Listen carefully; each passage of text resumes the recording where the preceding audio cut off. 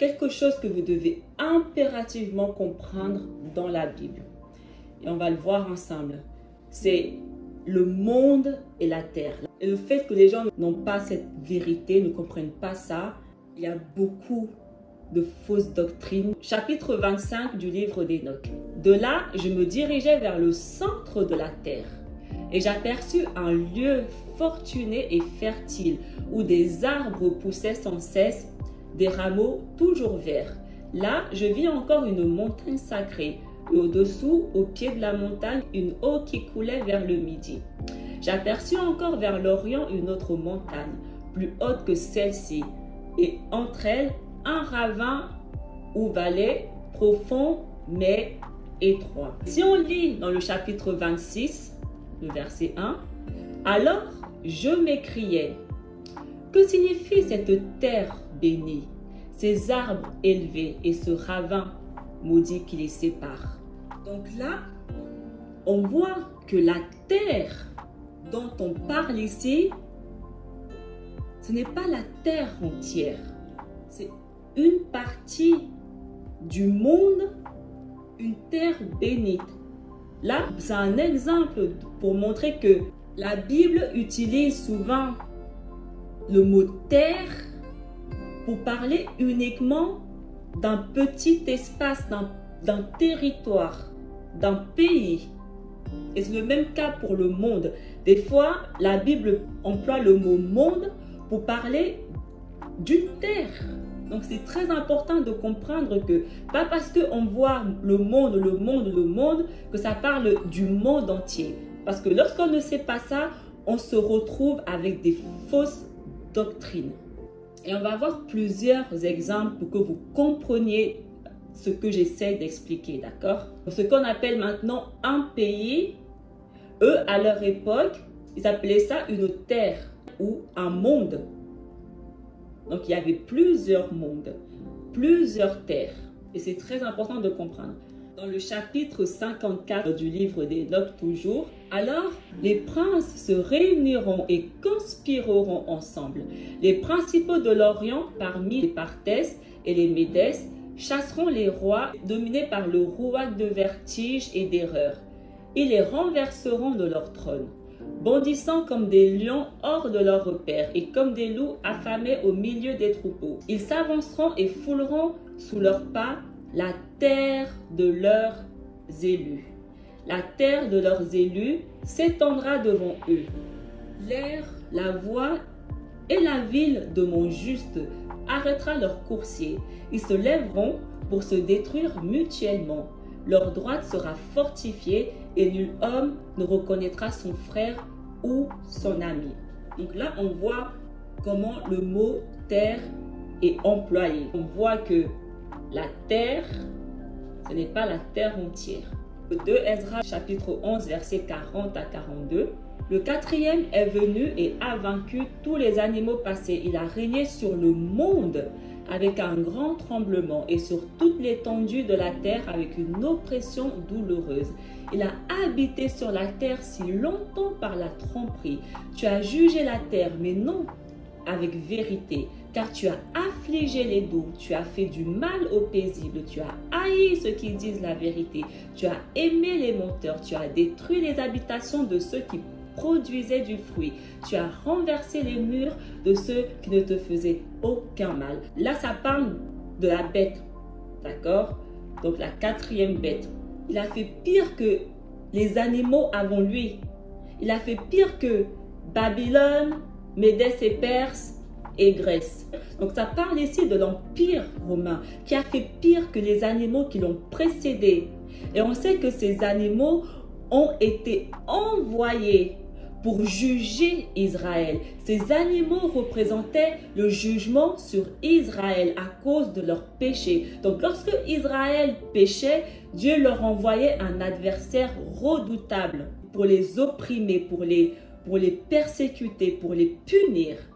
Et là, on dit que la quatrième bête, il a apporté un jugement pire sur Israël. Ça parle d'Israël. Il a régné sur le monde avec un grand tremblement. Il a régné sur Israël avec un grand tremblement. et sur toute l'étendue de la terre, et sur toute l'étendue de la terre de Sion, du pays de Sion, avec une oppression douloureuse. Il a habité sur la terre si longtemps par la tromperie. Il a habité sur la terre de Sion, d'Israël, très longtemps par la tromperie. Il a jugé la terre, mais pas avec vérité. Il a jugé Israël, mais pas avec vérité. Donc, il est très important de comprendre que le monde et la terre, dans plusieurs cas, se réfèrent à Israël. Et pour ça, il faut connaître l'histoire, comprendre le contexte pour pouvoir savoir de quel monde est-ce que ça parle à ce moment précis. De quelle terre est-ce que ça parle en ce moment précis. C'est comme ça qu'est né le christianisme. Parce qu'ils n'ont pas compris ça. Mais vous, il est très important que vous le compreniez. Plus bas, le verset 45 à 46, c'est pourquoi ne paraît plus, aigle, ni tes ailes horribles, ni tes petites ailes malfaisantes, ni tes têtes cruelles, ni tes serres blessantes, ni tout ton corps sans valeur, afin que toute la terre soit rafraîchie et soulagée, étant délivrée de ta violence, et qu'elle puisse espérer le jugement et la miséricorde de celui qui l'a fait. C'est pour ça que je vous ai dit, mais on en reparlera plus tard, que la bête et la marque de la bête concerne uniquement Israël. C'est le jugement que Yahuwah apporte à Israël. Parce que Israël a refusé la vérité. Afin que toute la terre de Sion soit rafraîchie et soulagée et délivrée de ta violence. Exode 19, le verset 5. Maintenant donc, si vous écoutez ma voix et gardez mon alliance, vous serez mon domaine parmi tous les peuples, car toute la terre m'appartient. Donc là, on voit une situation où ça parle de toute la terre entière. Parce qu'il dit, je vous ai choisi, vous êtes mon domaine particulier parmi tous les peuples de toute la terre. Le contexte est très important lorsque vous lisez la Bible.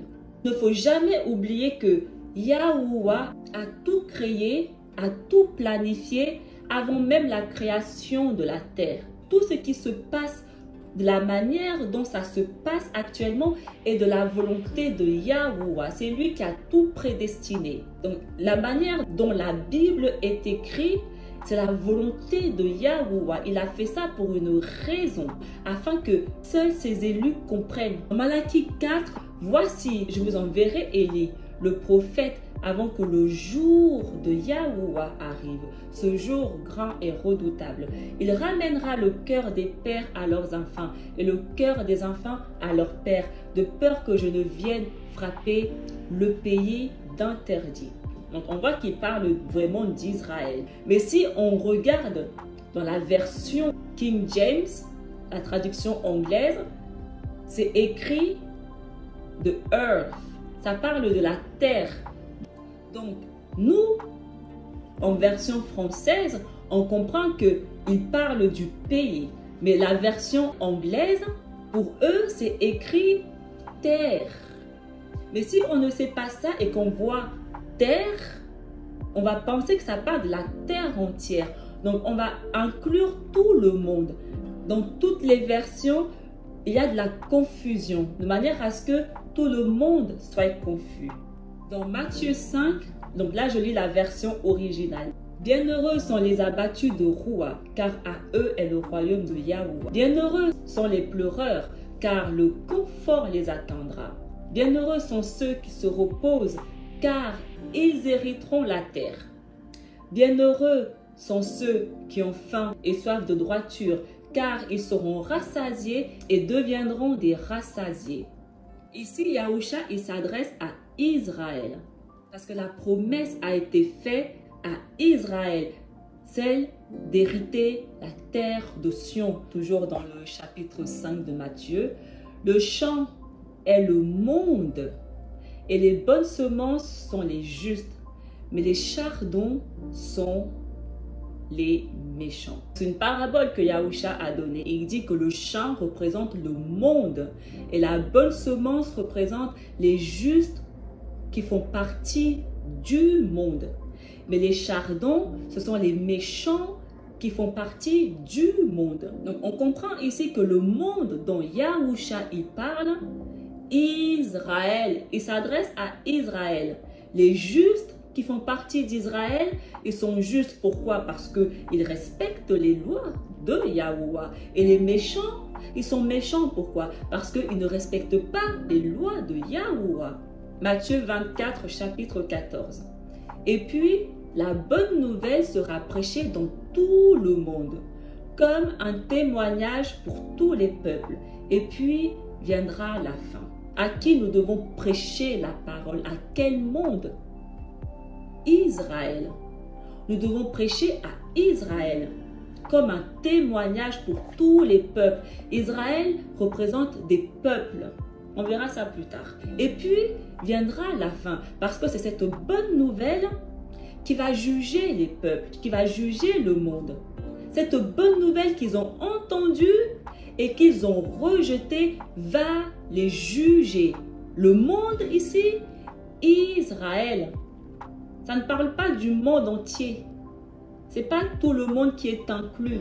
Marc 8. Et que profitera-t-il à un homme, même s'il a le monde entier pour lui, s'il perd son nefesh? Là, c'est dit différemment. Là, on intègre le monde entier. Dans Marc 10, verset 1. Et Yahusha partit de là et entra sur la terre de Yehuda, derrière la rivière Yarden, et un peuple nombreux se rassembla là, et il leur prêchait comme à son habitude. Yahusha a prêché à aucun étranger. Il a prêché uniquement à Israël, à sa terre, au monde. Marc 16, verset 15. Et il leur dit, allez dans le monde entier, prêchez la parole du roi des cieux à toute personne. Là, il ne parle plus du monde, mais là, il précise le monde entier. Pourquoi il leur demande d'aller dans le monde entier? Les brebis perdues n'étaient pas dans le monde quand il est arrivé dans le monde. Les brebis perdues avaient déjà été dispersées dans le monde entier. Donc, il devait envoyer ses talmidim dans le monde entier, prêcher aux brebis perdues qui se trouvent partout dans le monde entier. Parce que le monde, Israël, là où il est arrivé, la terre où il est arrivé, l'a rejeté. Donc, vu que le monde l'a rejeté, il est allé dans le monde entier.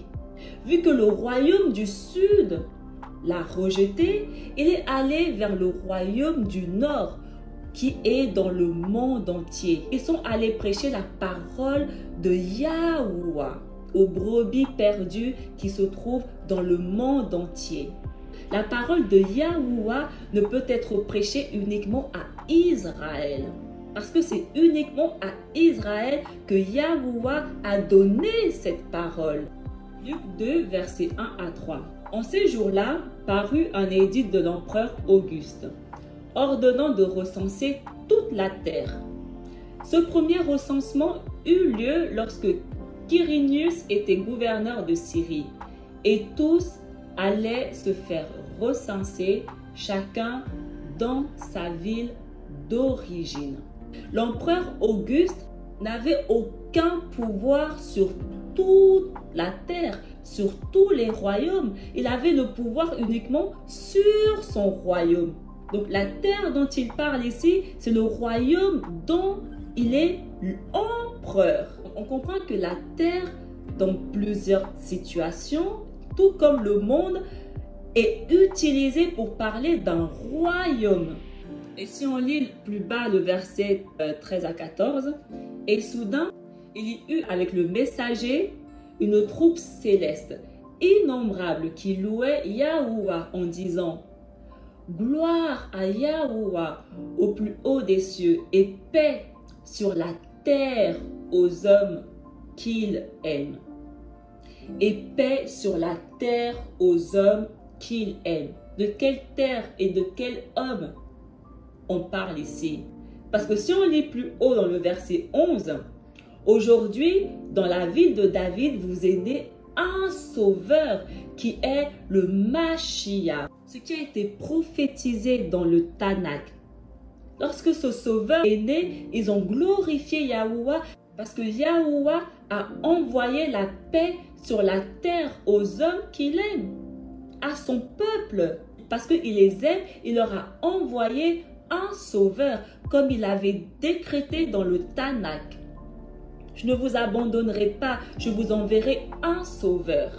Dans le chapitre 4, toujours de Luc, versets 25 à 26, en vérité, je vous le dis, au temps du prophète Élie, lorsque pendant 3 ans et demi le ciel retint la pluie et qu'une grande famine se produisit sur toute la terre, il y avait beaucoup de veuves en Israël. Pourtant, Élie ne fut envoyé vers aucune d'entre elles, mais bien dans la ville de Sarepta, au pays de Sidon, chez une veuve étrangère. Lorsque nous lisons le Tanakh, où est-ce que Élie a demandé qu'il ne pleuve pas pendant 3 ans et demi? Est-ce que Élie a demandé qu'il ne pleuve pas pendant 3 ans et demi sur toute la terre entière ou sur toute la terre Israël? On voit très bien que dans le pays de Sidon, il pleuvait parce qu'il est parti se réfugier dans le pays de Sidon afin de ne pas subir cette sécheresse que subissait toute la terre d'Israël. Ici,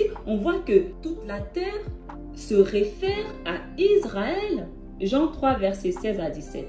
Car elle aime tellement le monde qu'il a donné son Fils unique, un seul engendré au monde, afin que celui qui croit en lui ne périsse pas, mais ait la vie éternelle. Car Eloah n'a pas envoyé son Fils dans le monde afin de juger le monde, mais afin que le monde soit sauvé à travers lui. De quel monde on parle? On a vu dans Luc qu'ils ont glorifié Yahuwah d'avoir envoyé la paix sur la terre et aux hommes qu'il aime. On retrouve le même langage ici. Il a envoyé son Fils unique au monde parce que tellement il aime le monde. Donc, de quel monde ici on parle? Est-ce qu'on parle le monde du monde entier ou est-ce qu'on parle ici du monde Israël? Qu'est-ce que le Tanakh nous dit? Donc, on comprend que le monde ici, c'est Israël. Car Elohim aime tellement Israël qu'il a donné son Fils unique, un seul engendré à Israël, afin que celui parmi les enfants d'Israël qui croit en lui ne périsse pas, mais ait la vie éternelle.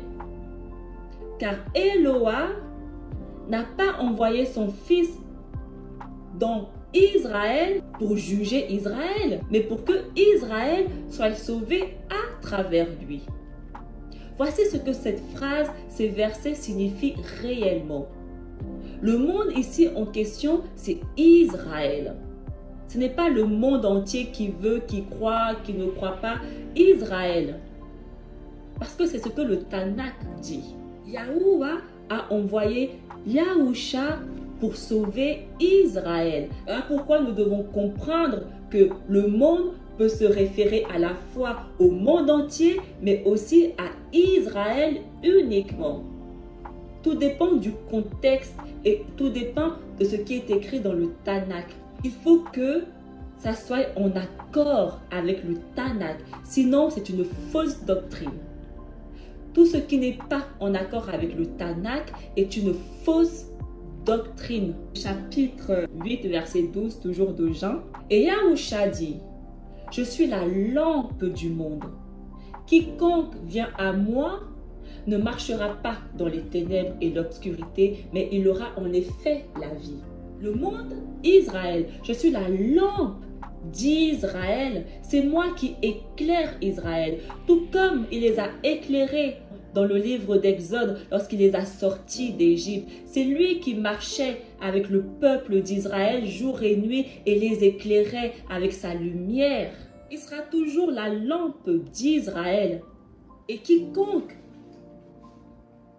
vient à moi, quiconque parmi le monde, parmi Israël, vient après moi, ne marchera pas dans les ténèbres, mais il aura la vie. Si on lit le chapitre 16, verset 28. Moi, je suis sorti du Père et je suis venu dans le monde. Et de nouveau, je quitte le monde et je vais au Père. Il dit, je suis sorti du Père. Là où j'étais dans les cieux, là, je suis sorti de là-bas et je suis venu dans le monde. Il est venu où, Yahusha? Dans quel monde il est venu? Il est venu en Israël. Il est venu parmi Israël. Vrai ou faux? Et de nouveau, je quitte le monde. Je quitte Israël et je retourne où est-ce que je suis venu. Et plus bas, le verset 33. Ces choses, je vous parle, afin que vous ayez le shalom en moi seul, car vous aurez de la détresse dans le monde. Mais ayez confiance en moi, car j'ai conquis le monde. Yahusha, il dit, vous aurez de la détresse dans le monde. Lorsque nous lisons le parcours de ses serviteurs, après lui, qui ont continué la marche comme lui, par qui ils ont été persécutés? Leur propre nation.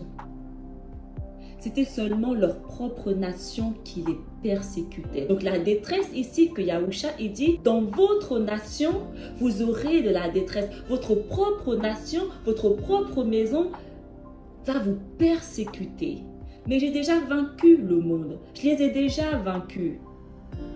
Ils m'ont tué et j'ai ressuscité 3 jours après. Donc je les ai vaincus. Et vous aussi, vous allez les vaincre comme je les ai vaincus. Ils vont vous persécuter, ils vont vous tuer, ils vont vous traiter comme ils m'ont traité.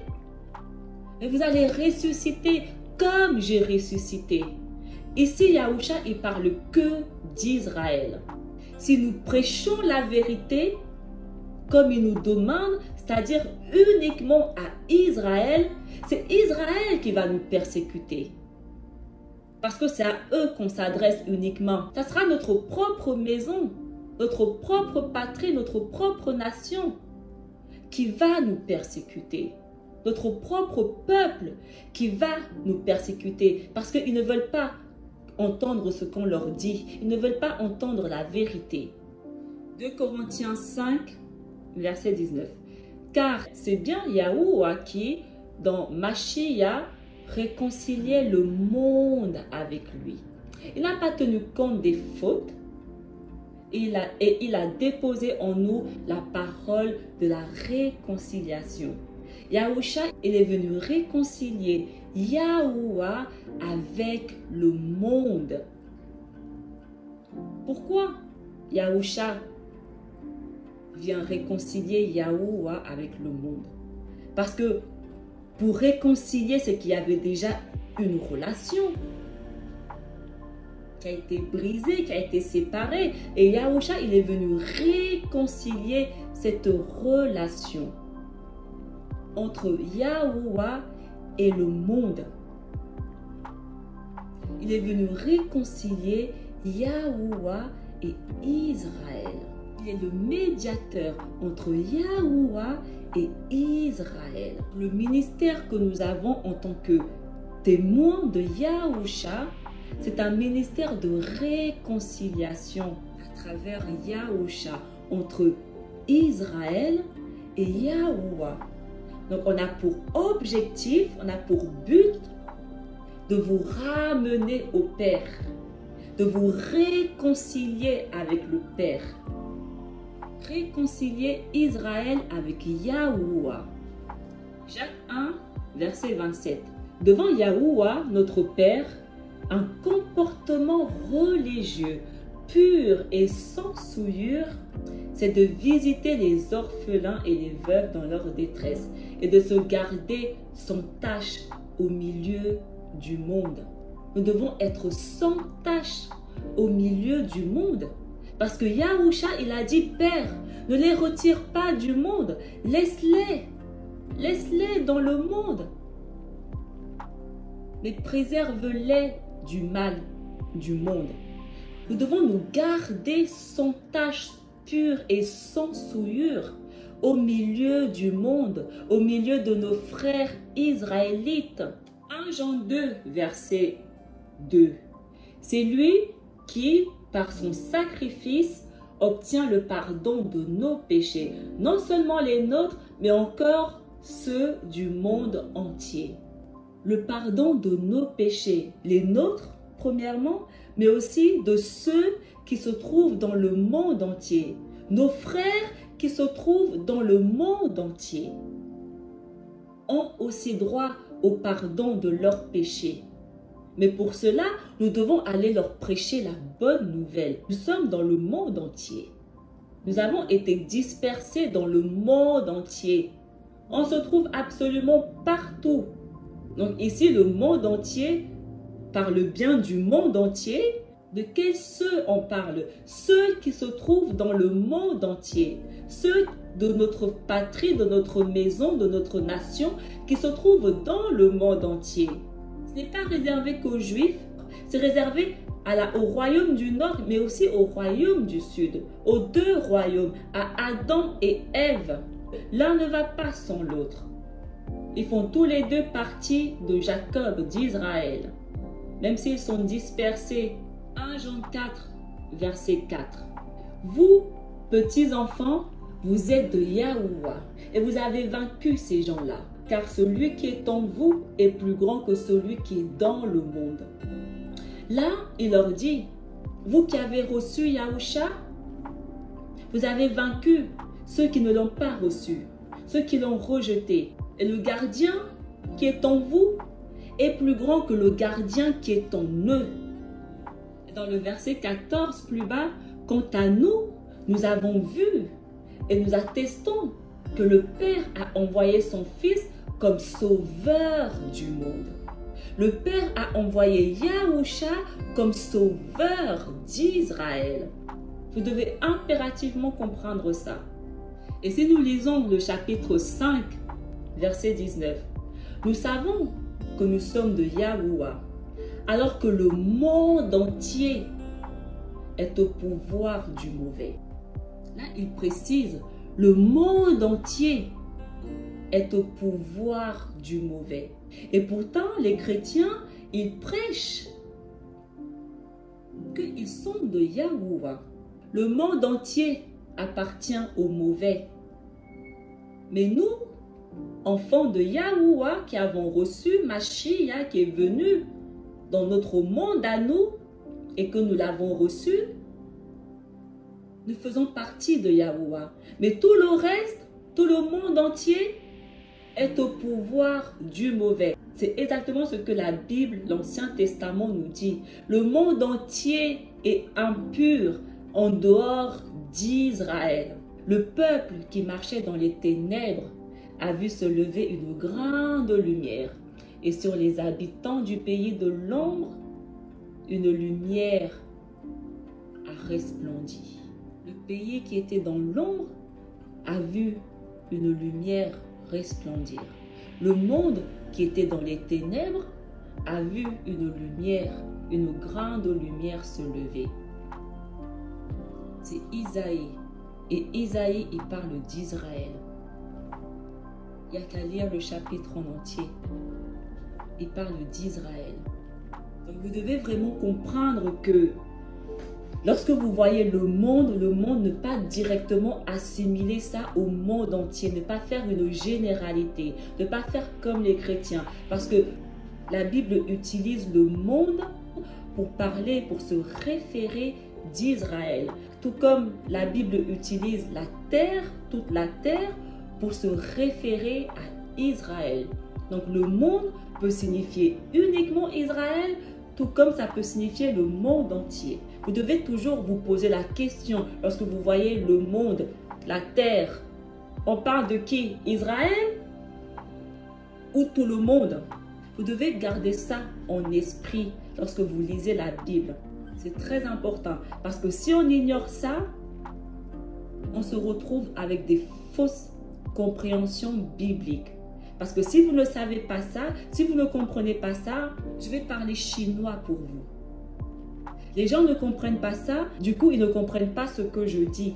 Parce que j'ai quelqu'un qui m'a dit, justement à cause du fait qu'il est écrit que Dieu a aimé le monde, donc ils me disent, ce que tu prêches n'est pas la vérité parce que c'est écrit que c'est le monde qui est concerné. Mais ils ne savent pas que le monde en question se réfère à Israël parce qu'ils ne comprennent pas cette différence.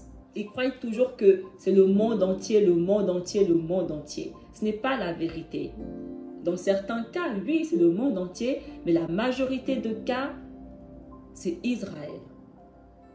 Il est très important de le savoir.